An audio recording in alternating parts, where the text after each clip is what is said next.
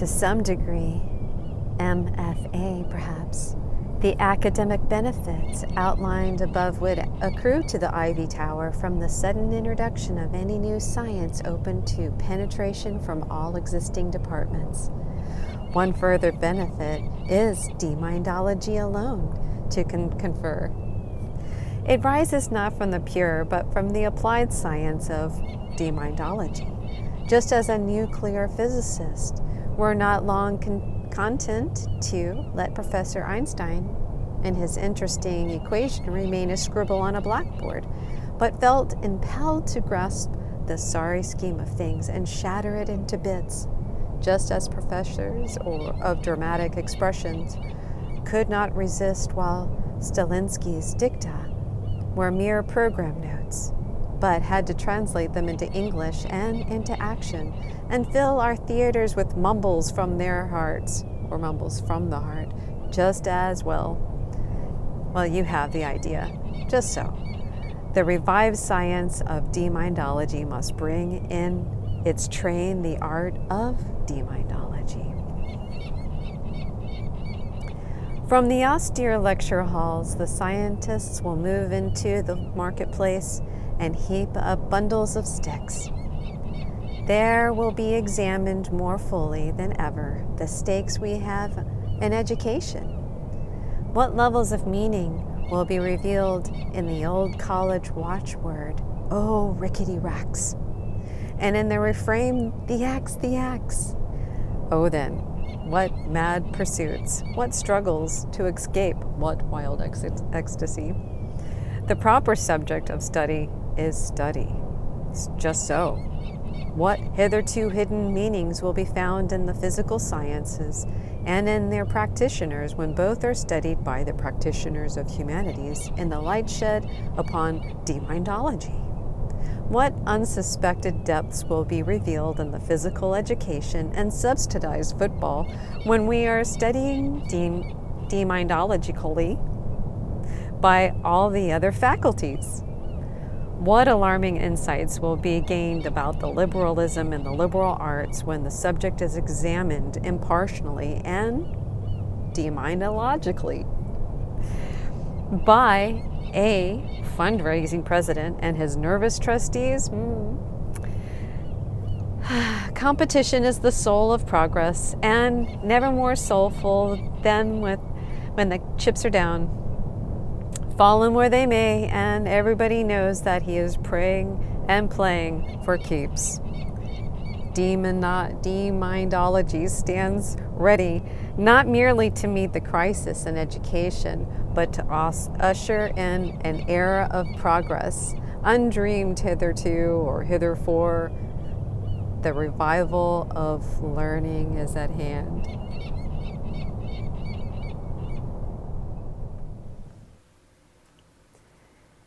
In reviving demindology as an academic discipline, an effective technique in business and politics, and a new form of entertainment for the whole family, it must be faced that there is much lost ground to be recovered, or, in learned language, much ground to be covered. With the single, rule-proving exception of the war between the states, the history of battles is always written from the viewpoint of the victor. And this is for the best reasons. There are no historians left on the other side. They were all serendipitously rooted for the victor all along.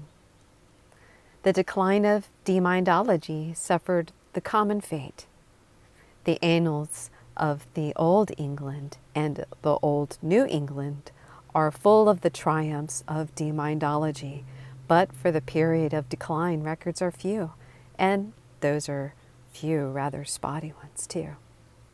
We must therefore improvise to the task.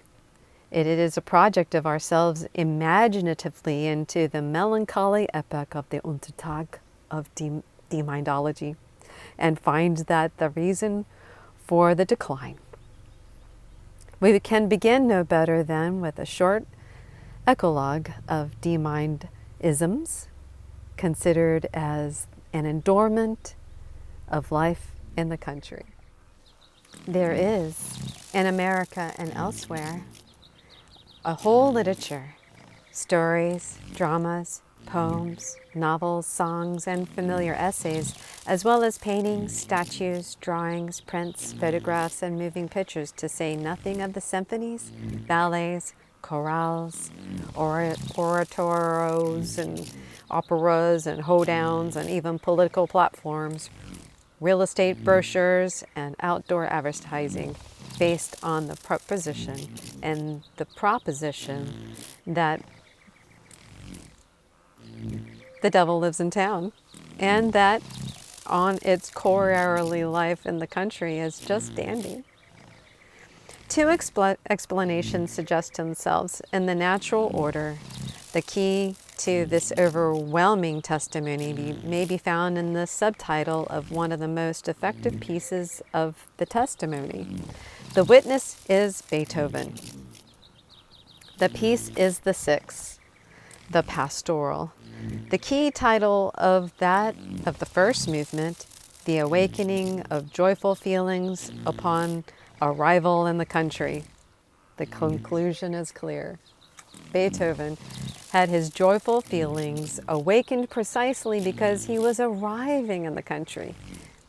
He was essentially a townsman who came down to the country for a visit and who wouldn't live there if you gave him the place. In the order of reality, however, the reality that manipulates appearances for its own purpose, it is not unreasonable to assume that the overwhelming testimony about the Bulak innocence has been created by the D-minds themselves as a diversionary tactic.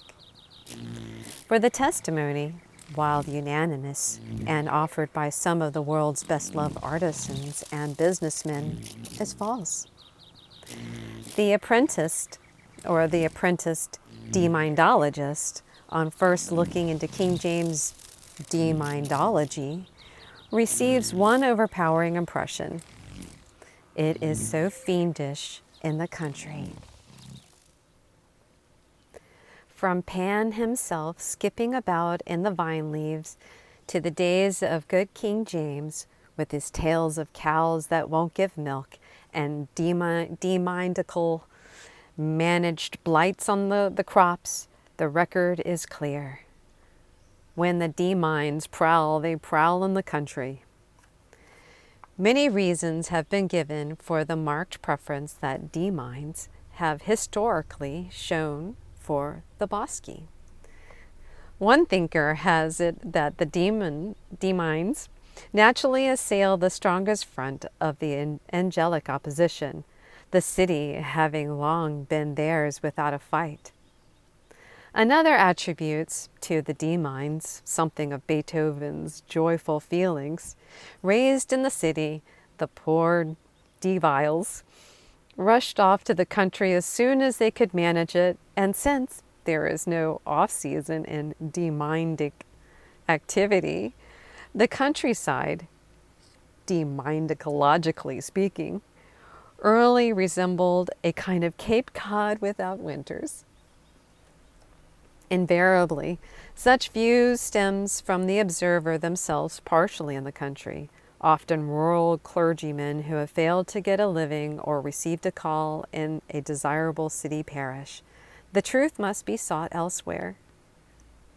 The truth is, of course, that the D-minds, like gentle rain from heaven, fall equally upon town and country. The thing is that there is so much going on in town that nobody notices the D-minds. The farmer works hard, but at least in King James' day, an awful lot of his work consisted of hanging around waiting for nature to get around to another stage of the endlessly repeating cycle. The city man may curse the rain, but he goes out in it just the same to get to the next appointment or to the next express.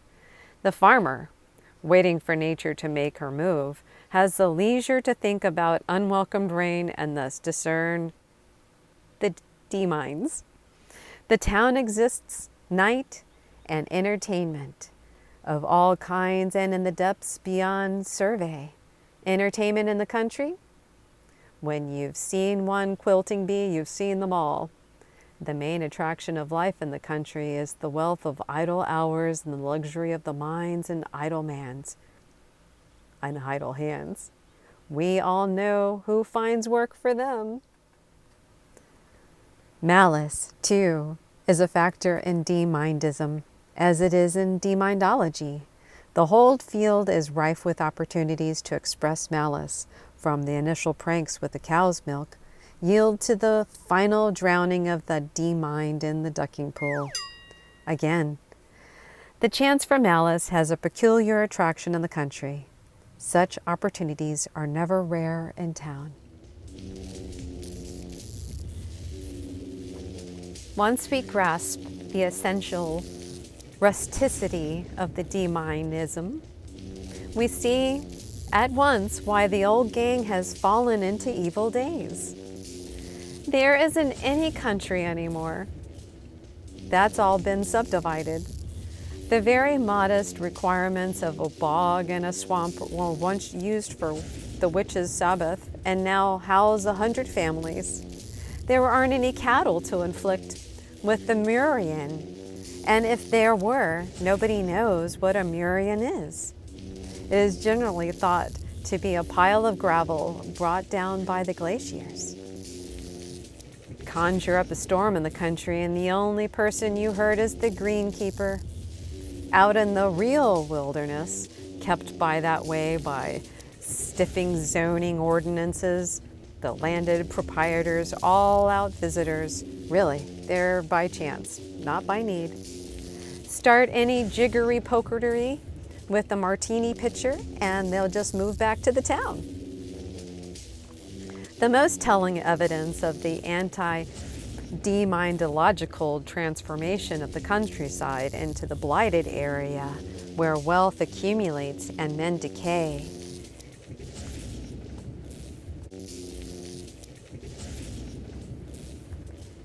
is the ritual of ancestral piety known variously as the Branham Plan, the Benson Plan, the Soil Bank, the AAA, and the AAA.